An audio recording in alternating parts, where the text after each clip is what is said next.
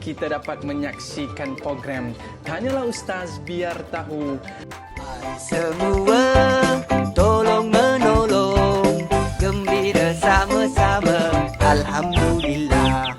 Siap tak pakai tudung, tak tutup aurat. Tu tak mau. Okey. Nanti balik rumah, sampai je rumah, terus buat sujud syukur. Alhamdulillah. Syukur ni bukan setakat di mulut.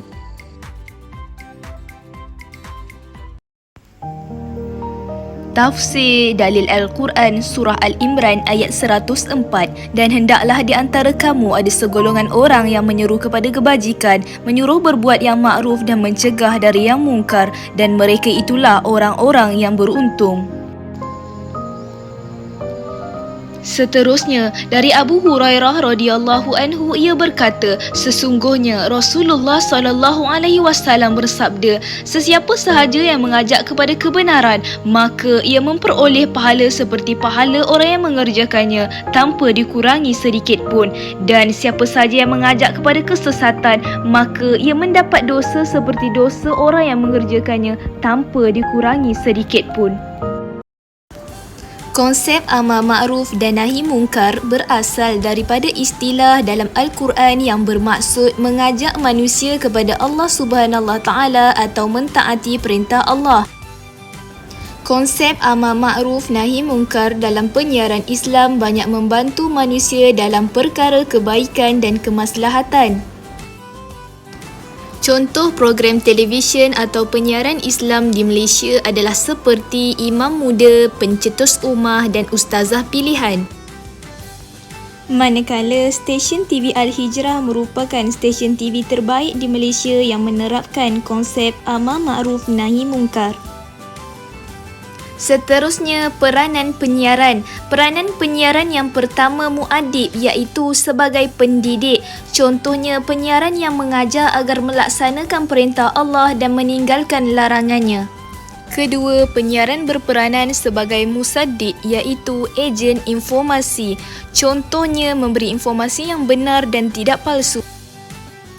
Ciri-ciri konsep amar ma'ruf nahi mungkar dalam penyiaran. Ciri-ciri yang pertama adalah medium yang pelbagai. Terdapat banyak penyiaran yang berkonsepkan penyebaran Islam seperti TV Al-Hijrah dan Astro Oasis.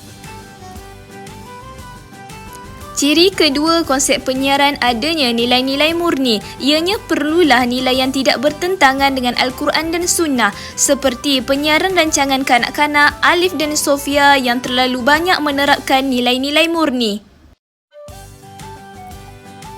Berikutnya, ciri konsep amar ma'ruf nahi mungkar dalam penyiaran perlulah maklumat yang tepat. Stesen televisyen perlu menapis sebelum menyiarkan, contohnya kenal pasti kesahihan untuk mengelakkan berita palsu. Tanggungjawab penyiaran. Penyiaran bertanggungjawab membentuk akhlak penonton di samping penyiarannya yang sesuai dengan tuntutan agama. Hal ini kerana penyiaran memberi kesan kepada penonton terutamanya golongan kanak-kanak. Contoh, jika kanak-kanak menonton rancangan yang baik akan membentuk akhlak terpuji dan begitu juga sebaliknya. Kemudian, penyiaran perlu bertanggungjawab memperkukuh kecenderungan masyarakat Islam dalam melaksanakan ibadah. Sebagai contoh, rancangan Tanyalah Ustaz yang membicarakan soal jawab agama berkaitan akidah, fiqh, sirah, munakahat, Al-Quran, hadis, tasawuf perlu sering disiarkan. Kebaikan berpandukan amar ma'ruf nahi mungkar dalam penyiaran. Kebaikannya ialah melalui penyiaran yang baik, syariat Allah dapat ditegakkan. Ini dapat dilihat melalui pelbagai program televisyen yang memberi penerangan tentang ilmu serta hukum hakam agama. Contohnya, penyiaran rancangan Halaqah. Seterusnya, penyiaran yang berpandu amar ma'ruf nahi mungkar dapat mengangkat martabat Islam dan umatnya. Ianya melalui penyiaran yang menunjuk tauladan baik sekaligus mengajak manusia ke arah kebaikan. Contohnya, penyiaran dai pendakwah milenia. Keburukan meninggalkan amar ma'ruf nahi mungkar dalam penyiaran. Pertama, akhlak dan etika masyarakat akan hancur. Ini disebabkan hanya penyiaran berkonsep hiburan ditayang secara berleluasa dan tiada nilai murni. Jadi, penonton tidak dapat nilai yang baik daripada apa yang ditonton dan akhlak akan terhakis. Akibat meninggalkan amar ma'ruf nahi mungkar dalam penyiaran berikutnya menjadikan masyarakat semakin jauh dengan agama Islam. Ini kerana tiada lagi penyiaran berkonsep dakwah disiarkan. Contohnya seperti rancangan Al-Kuliah tidak lagi ditayangkan. Dengan itu, masyarakat menjadi alpa kerana tidak sering diingatkan. Akibatnya lagi masyarakat akan memandang rendah umat Islam. Ini disebabkan mentaliti masyarakat terus mundur. Contohnya, masyarakat Islam akan dipandang rendah dalam soal intelek dan pengetahuan ilmiah.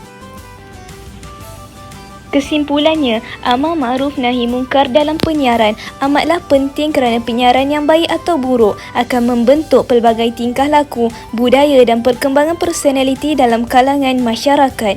Dengan ini cadangan dan harapan agar pihak penyiaran sentiasa menapis rancangan dan siaran yang ingin dikeluarkan agar tiada unsur negatif. Akhirnya, cadangan dan harapan juga agar pihak penyiaran memperbanyakkan lagi penyiaran yang menerapkan amar ma'ruf nahi mungkar agar dapat mendidik dan mengajak manusia ke arah kebaikan dan meninggalkan keburukan.